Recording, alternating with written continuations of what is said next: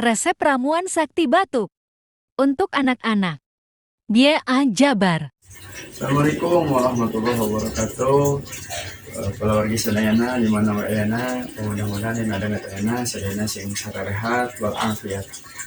Dina kesempatan anu ayeuna aya anu request deui alhamdulillah kanggo landong batuk kanggo anak-anak.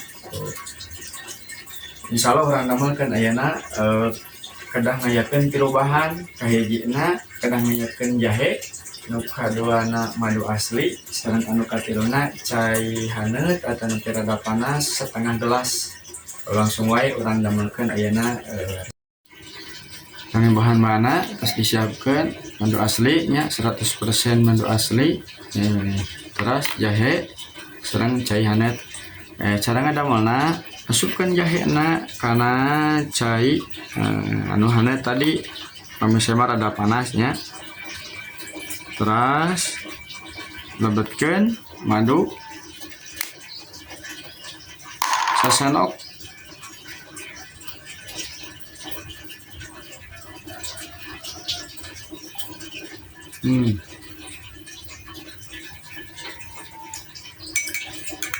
siapkan wae langsung cai rada haneut langsung wae tos diamkan sekedap langsung ngeueut ku murang kali anu nuju batukna atau nanti kamu dewasa ge insyaallah tiasa nya kade ulah dituang sareng gelasna omah tos ramuanna teu siap langsung wae dieueut ku nu teu damangna mudah-mudahan sing aya hasiatna.